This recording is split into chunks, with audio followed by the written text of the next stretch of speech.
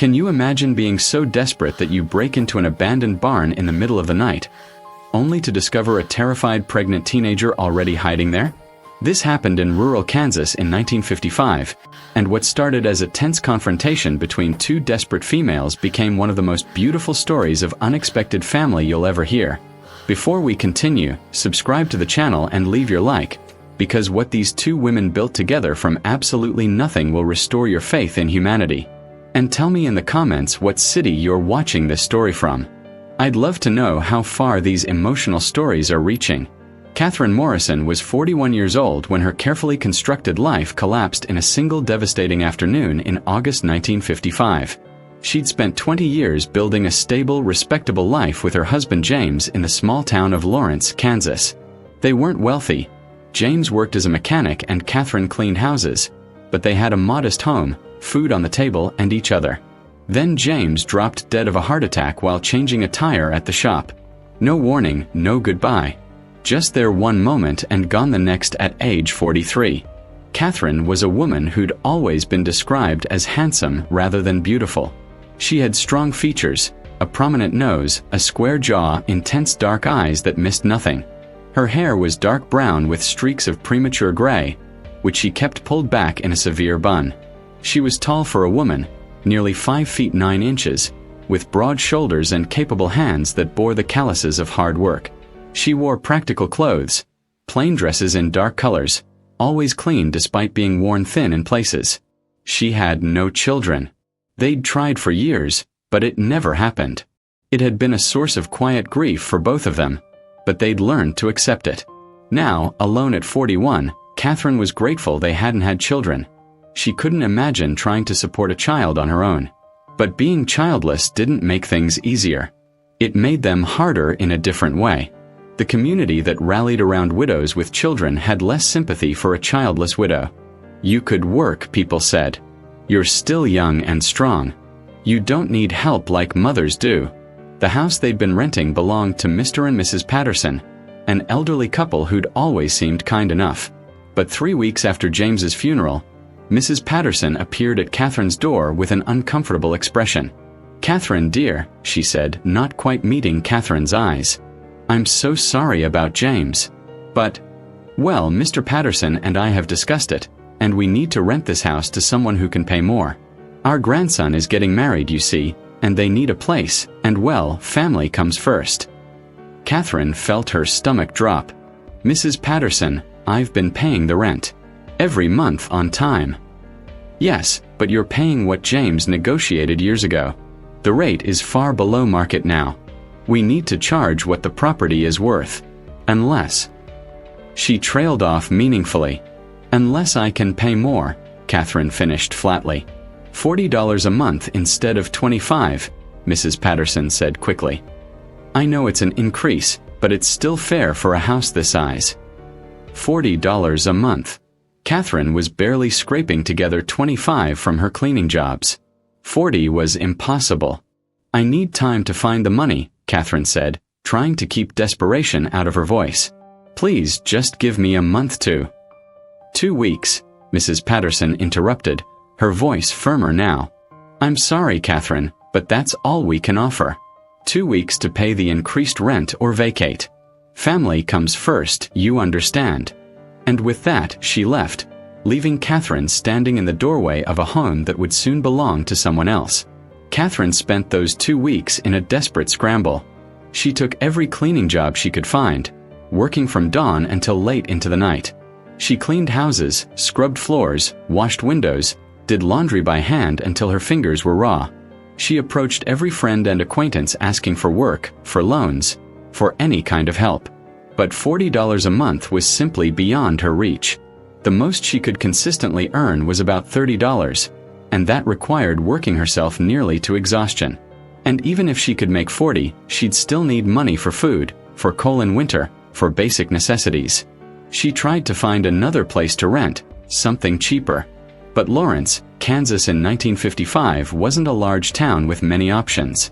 The few cheap rooms available were in boarding houses that didn't allow cooking, meaning she'd have to pay for meals on top of rent. The small apartments were being snapped up by young couples starting out or by families with multiple incomes. Single, middle-aged women without children were nobody's preferred tenants. On the 13th day, Catherine went to the bank to ask about a small loan. The bank manager, Mr. Thornton, was a man she'd known for years. She cleaned his wife's house every Thursday. He listened politely to her request for a $50 loan to help her transition to cheaper housing. "Mrs. Morrison," he said with genuine sympathy, "I wish I could help, but bank policy is clear. Without collateral or a cosigner, and without a steady income beyond sporadic cleaning work, I simply can't approve a loan. I'm very sorry." That night, Catherine sat in the house that would belong to someone else in less than 24 hours and faced reality. She had nowhere to go. She had $4.37 to her name. She had a small bundle of clothes, a few cooking utensils, and nothing else. She could go to the church, she supposed. They had a charity fund for the destitute. But the thought of standing in front of the congregation, admitting she couldn't provide for herself, accepting handouts while people whispered about poor Catherine Morrison. She couldn't do it. Pride was a sin, she knew, but she couldn't do it. As darkness fell on that 14th day, Catherine made a decision. She'd heard about an abandoned barn about 5 miles outside town, on the old Hendricks property. The Hendricks family had moved to California 3 years ago, and the property sat empty, slowly being reclaimed by nature. The barn was supposedly still standing. It wasn't much, but it was shelter. She could stay there while she figured out her next move. Maybe if she wasn't paying rent at all, she could save up enough to eventually afford a real place. It wasn't ideal, but desperate times called for desperate measures. She packed everything she owned into 2 bundles she could carry, left the house key on the kitchen table, and set out walking as the sun set. The walk to the Hendricks property took almost 2 hours in the dark. Catherine followed the road out of town, then turned onto an overgrown dirt path that led to where she remembered the farm being. The moon was nearly full, which helped, but she still stumbled several times over roots and ruts in the path. When she finally saw the barn silhouetted against the night sky, she almost wept with relief. It was still standing, a large structure that had once been painted red but was now mostly weathered gray. One of the large doors hung crooked on its hinges, and she could see gaps in the walls where boards had fallen away, but it had a roof and 4 walls. It was shelter. Catherine approached cautiously, listening for any sounds that might indicate animals had taken up residence. Hearing nothing but the wind and distant night birds, she pushed through the crooked door. The interior was dark and smelled of old hay and wood rot. She could make out the vague shapes of what had once been stalls, some old equipment in the corners, a loft overhead. It was far from comfortable, but she'd expected that. She set her bundles down near what looked like the driest corner and began to feel her way around, trying to get a sense of the space. Maybe she could clean it up a bit, make it more livable. Maybe she could even. That's when she heard it. A small sound from the darkness of the loft. A gasp, quickly stifled. Catherine froze. "Who's there?" she called out, her voice sharper than she intended. "I heard you. Come out." Silence. Then, after a long moment, a small, scared voice. "Please don't hurt me." Catherine's eyes had adjusted enough to see movement in the loft. A figure, small and hunched, backing further into the shadows. "I'm not going to hurt you," Catherine said, forcing her voice to be calmer. "But this barn is. I need this place. I need shelter. Are you alone up there?" Another long silence. Then, "Yes. It's just me." "Come down where I can see you," Catherine said. "I mean it, I won't hurt you.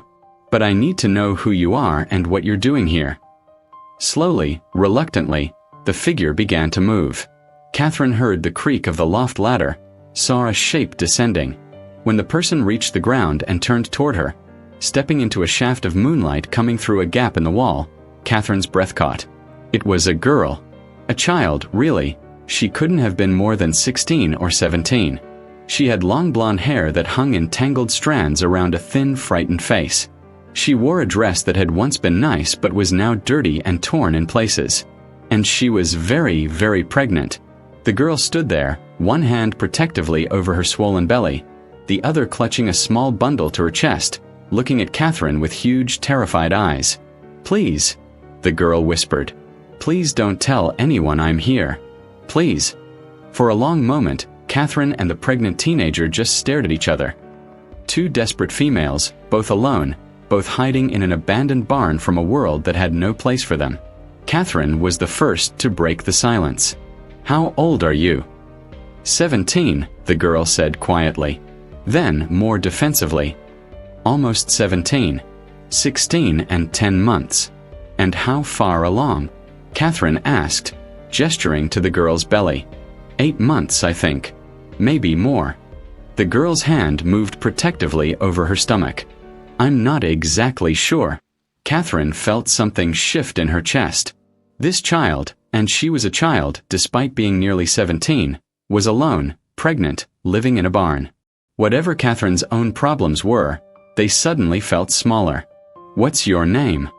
Catherine asked, her voice gentler now. The girl hesitated, as if even her name was a secret she shouldn't share. Then, "Lucy. Lucy Brennan. I'm Catherine Morrison. And before you ask, no, I'm not going to turn you in or tell anyone you're here." Catherine set down her bundles. "But I am going to sit down because my feet are killing me. And you're going to tell me how a 16-year-old pregnant girl ends up living alone in an abandoned barn." Lucy seemed to relax slightly at Catherine's matter-of-fact tone. She lowered herself carefully to sit on a bale of old hay, keeping her eyes on Catherine warily. "My pa threw me out," Lucy said simply. 2 months ago, when he couldn't hide it anymore. Told me I'd shamed the family and he didn't want to look at me ever again. "And your mother?" "Mama died when I was 12. It's just been me and Pa and my 2 brothers since then." Lucy's voice was flat, emotionless, as if she were talking about someone else's life. "Pa's a deacon at our church. Very respectable. Having a daughter who got pregnant without being married. He said I was beyond forgiveness." "And the baby's father?" Catherine asked, though she could guess the answer. Lucy's face hardened. "He was 24. Told me he loved me, told me we'd get married. When I told him about the baby, he said I was lying, that it couldn't be his, that I was trying to trap him. He left town the next week. Went to Oklahoma, someone said." Catherine felt anger rise in her chest. 24 years old and a 16-year-old girl. That was rape, pure and simple, even if Lucy had thought she was in love. But she kept her voice calm. "Where have you been living these past 2 months?" "Different places. Slept under bridges, in sheds, anywhere I could find. I did odd jobs when I could, washing dishes behind restaurants, that kind of thing. But once I started showing more, people wouldn't hire me. Said I was a bad influence." Lucy's voice cracked slightly.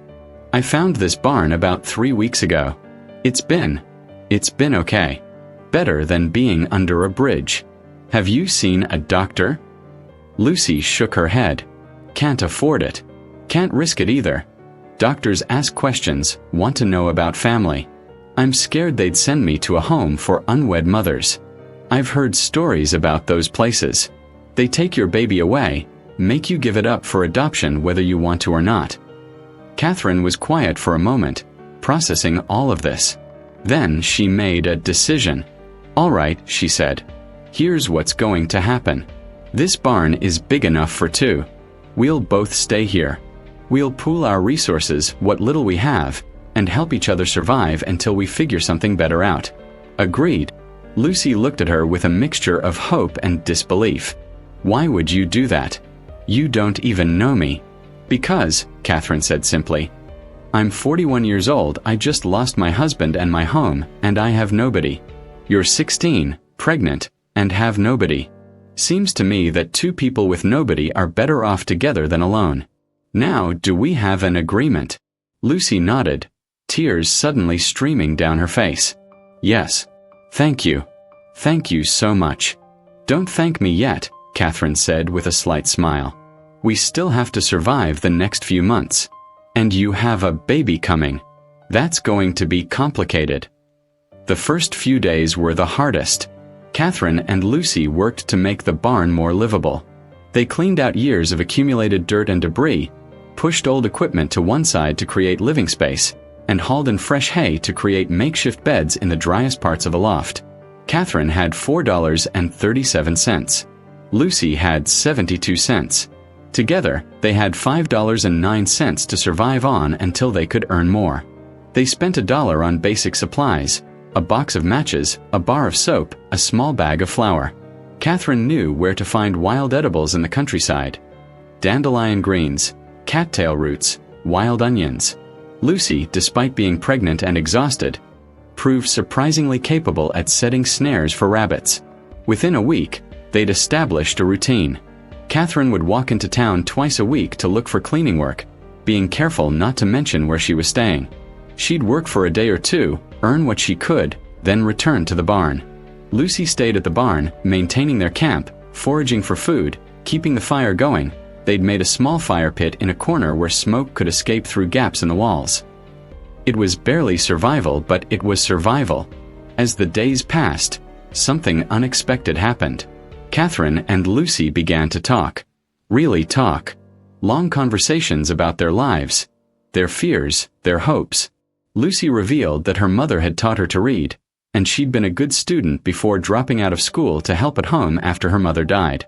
She loved books, especially poetry, though she hadn't touched a book in months. Catherine talked about her marriage to James, how they'd wanted children but never had them, how she'd always felt like something was missing in her life but never quite knew what. Maybe it was this, Lucy said one evening as they sat by their small fire, eating a thin soup made from foraged greens and a rabbit she'd trapped. Maybe you were meant to be here for me. For my baby. I don't believe in fate, Catherine said, but her voice was gentle. I think life is mostly just chaos and chance. But I'm glad I'm here.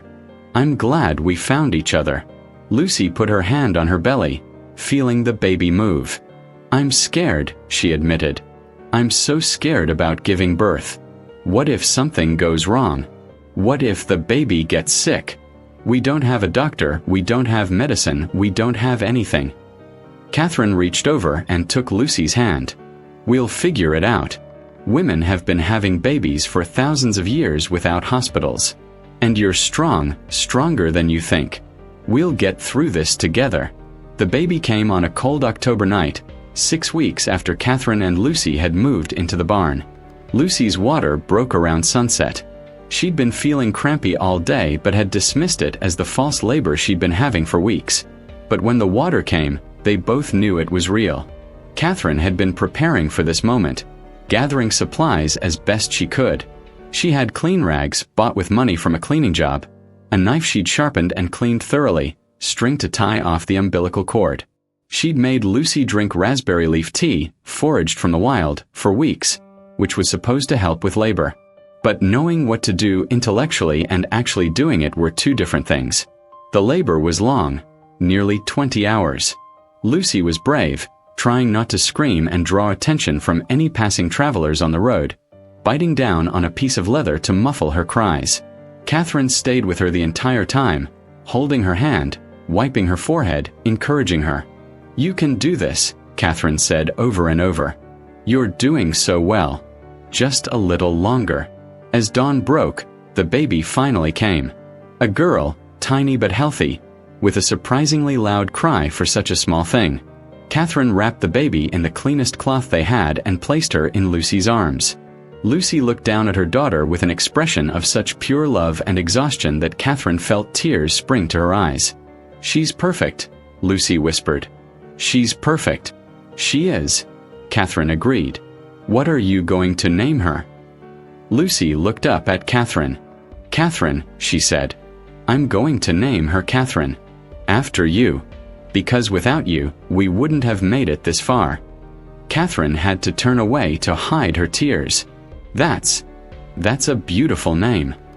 Over the next few days, Catherine cared for both Lucy and baby Catherine. They quickly started calling her Katie to differentiate. She'd helped with enough births as a young woman to know the basics of postpartum care. She made sure Lucy rested, brought her water and food, helped her with the baby. Katie was healthy but tiny. Probably 6 pounds at most. She needed to eat frequently, and Lucy was weak from the birth. It was exhausting for everyone. But there was also joy. Unexpected, profound joy. Watching Lucy with her baby, seeing the fierce maternal love in her eyes, hearing Katie's small sounds. It filled something in Catherine she hadn't even known was empty. One evening, about a week after Katie's birth, Lucy said quietly, "I don't know how I would have done this alone. I wouldn't have survived without you." "And I wouldn't have survived without you," Catherine replied. "You gave me purpose when I'd lost everything. You gave me a reason to keep going." Lucy reached over and took Catherine's hand. "You're like the mother I lost. Better than my own mother in some ways. You don't judge me. You just love me. And Katie, you love us both." Catherine's throat tightened. "I do. I really do. You two are my family now." As winter approached, their situation became more critical. The barn, while better than sleeping outside, was not built for Kansas winters. Cold wind whistled through the gaps in the walls. Their small fire couldn't adequately heat the large space. And now they had a newborn to keep warm. Catherine knew they couldn't survive the winter in the barn. Katie especially wouldn't make it through months of freezing temperatures. They needed a real solution, and fast. But what? They had no money, no prospects, nowhere to go.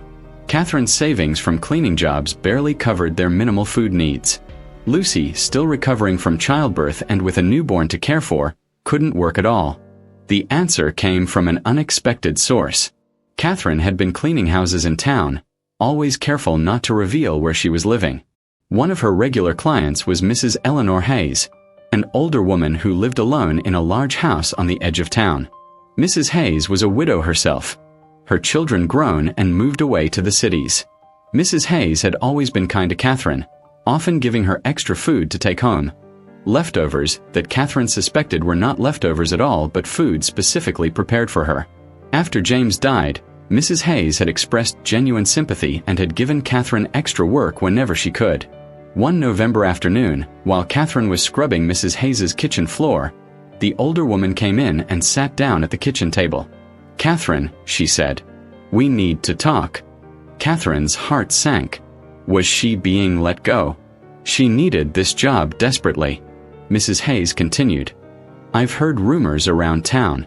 People saying you disappeared, that nobody knows where you're living. Some saying you must have left town. But here you are every week, looking more tired than the week before." She paused. "Where are you staying, Catherine?" Catherine considered lying, but Mrs. Hayes's eyes were too kind, too knowing. "The old Hendricks barn," she said quietly. "Outside town." "Living in a barn?" Mrs. Hayes looked shocked. "Catherine, why didn't you come to me? Why didn't you ask for help?" "Pride, I suppose," Catherine admitted. "And there's more. I'm not alone in the barn." And then, because she was exhausted and scared and Mrs. Hayes's kindness had broken through her defenses, Catherine told her everything. About Lucy, about the pregnancy, about the birth, about baby Katie. About how they were trying to survive but winter was coming and she didn't know what to do. Mrs. Hayes listened to it all without interrupting. When Catherine finished, the older woman was quiet for a long moment. Then she said, "My house has 5 bedrooms. 4 of them are empty and haven't been used in years. My children are spread across the country and visit maybe once a year. I'm a 72-year-old woman rattling around in a house too big for one person." She leaned forward. "Catherine, bring that girl and her baby here. Live here. Help me maintain this house, be company for a lonely old woman, and in exchange, you'll have warm beds, steady meals, and safety." Catherine stared at her. "Mrs. Hayes, I can't. That's too generous. People will talk. They'll say terrible things about Lucy." "Let them talk," Mrs. Hayes interrupted firmly. "I'm 72 years old. I've earned the right not to care what people think. That girl needs help. That baby needs a warm home. And frankly, I would enjoy the company. My children think I should move to a nursing home, but I like my independence. Having you here would let me keep it. It's not charity, Catherine. It's a mutually beneficial arrangement." Catherine felt tears streaming down her face. "Why are you doing this?" Mrs. Hayes smiled sadly. "Because 60 years ago, I was an unmarried pregnant girl whose family threw her out. A kind woman took me in, helped me, saved my life. I married later, had more children, built a respectable life. But I never forgot what it felt like to be desperate and alone. And I swore that if I ever had the chance, I'd pass that kindness forward. Moving into Mrs. Hayes's house was like stepping into a dream. After months of living in a barn, sleeping on hay, eating foraged food, suddenly having real beds, warm meals, indoor plumbing, felt almost surreal. Mrs. Hayes set them up in 2 adjoining bedrooms on the 2nd floor, one for Catherine, one for Lucy and Katie. She welcomed them without judgment, without making them feel like charity cases, treating Lucy with the same respect she'd shown Catherine for years. The arrangement worked beautifully. Catherine continued her cleaning work but now could also help Mrs. Hayes with her large house. Lucy, as she recovered from childbirth, began helping with cooking and lighter housework. Katie, growing stronger every day, became the joy of the household. Mrs. Hayes spent hours holding her, telling her stories, spoiling her in gentle ways. But the transformation went deeper than just material comfort. Living together, the 3 women became a real family. Mrs. Hayes had the wisdom of age, the patience of someone who'd lived through hardship and come out the other side. She taught Lucy practical skills, better cooking, sewing, how to manage a household. But more importantly, she taught her that her past didn't define her future, that she was worthy of love and respect despite what her father and the baby's father had told her. Catherine found herself settling into a role she'd never expected. A mother figure to Lucy, a grandmother figure to Katie. All those years of wanting children, of feeling like something was missing, and now suddenly she had a daughter and granddaughter, even if not by blood. And Lucy, who'd spent months in terror and desperation, began to heal. The scared, hungry 16-year-old who'd hidden in a barn loft slowly transformed into a confident young mother. She started reading again. Mrs. Hayes had an extensive library, and talked about maybe finishing school one day, or learning a trade. Katie thrived, growing from a tiny newborn into a healthy, happy baby who was loved fiercely by 3 women who'd all found family in unexpected places. Of course, it wasn't all smooth sailing. The whispers in town started almost immediately when Catherine and Lucy appeared together. When people saw Lucy's baby. That Morrison woman is living with Eleanor Hayes now, and she's got some unwed mother living there too. Did you hear about Eleanor Hayes? Taken in some pregnant girl who probably got what she deserved. Poor Mrs. Hayes, probably being taken advantage of by those women. The talk was vicious at times. Some of Catherine's former clients stopped hiring her, not wanting to be associated with someone who'd shelter that kind of girl. Lucy couldn't go into town without feeling judgmental stares. But Mrs. Hayes was unmoved by the gossip. She'd been a prominent member of the community for 50 years, and she wielded that status like a shield. When the pastor's wife made a snide comment about harboring fallen women, Mrs. Hayes responded icily. "I'm harboring a young mother and an innocent child who needed help. If that bothers you, you might want to reread the parts of the Bible about compassion and judgment." When the grocery store clerk refused to sell Lucy food, saying his store didn't serve her kind, Mrs. Hayes marched in the next day and announced loudly that she'd be taking her considerable business elsewhere unless the clerk apologized. He apologized. Slowly, Mrs. Hayes's protection and Catherine's steady, respectable presence in the community began to change how people viewed Lucy. She wasn't some anonymous fallen woman, she was Lucy Brennan, the young woman living with respectable Catherine Morrison and the venerable Mrs. Hayes. She was the girl who helped care for an elderly woman. She was Katie's devoted mother. It didn't silence all the gossip, but it made life manageable. As months passed, Lucy finished her education through correspondence courses Mrs. Hayes paid for. She got her high school diploma at 17, just months after giving birth in a barn. Catherine's cleaning business actually grew. Mrs. Hayes recommended her to friends, and Catherine's reputation for honesty and hard work overcame any scandal about her living situation. And Mrs. Hayes, who'd been lonely in her big house, was happier than she'd been in years. She had purpose again, family again, a baby's laughter filling her home again. 3 years after Catherine broke into that abandoned barn, something remarkable happened. Lucy, now 19 and with her high school diploma, had gotten a job as a secretary at a local business. Catherine's cleaning work had evolved into a small cleaning service with 3 employees. Together, they'd saved enough money to buy a small house. Nothing fancy, but theirs. Mrs. Hayes had insisted they stay, but Lucy and Catherine felt it was time to have their own space, to stand on their own feet. Mrs. Hayes understood, though she made them promise to visit constantly and to let her keep grandbaby Katie for sleepovers. The small house had 3 bedrooms. Catherine took one, Lucy and Katie took another.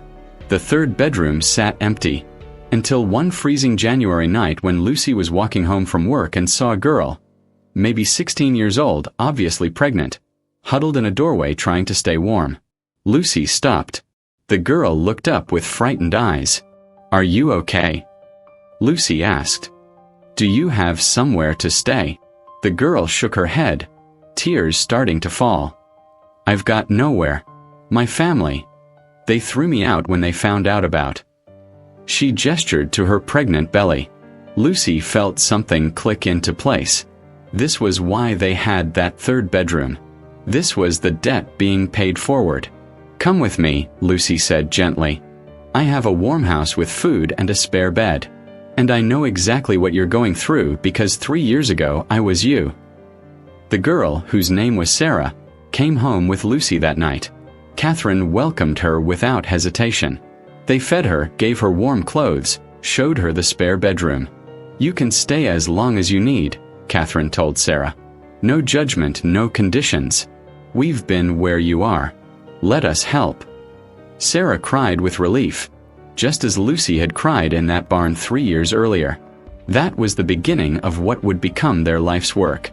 Over the years, Lucy and Catherine helped dozens of young women in crisis. Pregnant teenagers, young mothers fleeing abusive situations, women who'd lost everything and had nowhere to turn. Sometimes the women stayed for a few weeks, sometimes months. Some moved on to build their own lives. Some, like Sarah eventually did, joined their work helping other women. Katie grew up in a house where compassion was the norm, where women helped other women without question. By the time she was 10, she was helping her mother and Aunt Catherine, as she called her, care for whoever was currently staying in their small house. Mrs. Hayes lived to be 85. In her final days, surrounded by Catherine, Lucy, Katie, and several of the young women they'd helped over the years, she said, "This is what family looks like. Not blood, but choice. Not obligation, but love. You girls built something beautiful." After Mrs. Hayes died, they discovered she'd left her house to Catherine and Lucy in her will, with a note, "Use it to help more women. Keep the chain of kindness going." The Hayes House, as they named it, became a formal shelter for pregnant teenagers and young mothers in crisis. Catherine and Lucy ran it together, using everything they'd learned from their own desperate experiences. 25 years after Catherine broke into that abandoned barn, she was 66 years old. Lucy was 41, the same age Catherine had been when they met. Katie was 25, a social worker specializing in helping at-risk youth. The Hayes House had helped over 200 women over the years. Some had gone on to college, some had built careers, some had married and had more children. All of them remembered the place that had given them safety when they had nothing. The abandoned barn where it all started had collapsed years ago, but Catherine and Lucy occasionally drove out to the Hendricks property to look at the ruins. "Can you believe we lived there?" Lucy said, standing in what had once been the barn. "Can you believe we survived those months?" "I can believe it," Catherine said, "because we had each other. That's what made survival possible." Lucy took Catherine's hand. "You know, my father told me I'd ruined my life. That I'd never amount to anything. That I was beyond redemption." "Your father was wrong," Catherine said firmly. "He was," Lucy agreed. "Because I found something better than redemption. I found family. I found purpose. I found you." She smiled. That scared, desperate girl in the barn loft. She thought her life was over. She had no idea it was just beginning. Neither did the stubborn widow who broke into her shelter, Catherine added with a laugh. They stood there together, two women who'd started with nothing and built a legacy of helping others. A legacy that began with a terrified pregnant teenager and a desperate widow meeting in an abandoned barn on a cold night in 1955. Because sometimes the moments that seem like the end are actually the beginning. Sometimes, the people we meet in our darkest hours are the ones who bring us into the light. And sometimes, the family we choose is stronger than the family we're born into. So, what did you think of this story? Would you have been brave enough to share your shelter with a stranger? Or would fear and desperation have driven you to protect what little you had? Leave your opinion in the comments. I read them all and love to know what you think. If you enjoyed this emotional story, don't forget to subscribe to the channel and turn on notifications so you don't miss any new videos. Every week there are incredible stories like this one waiting for you here. And look, get your heart ready, because the next video I'm going to recommend is even more surprising. Click on the screen now and continue this journey of stories that touch the soul. See you next time, and may God bless you all.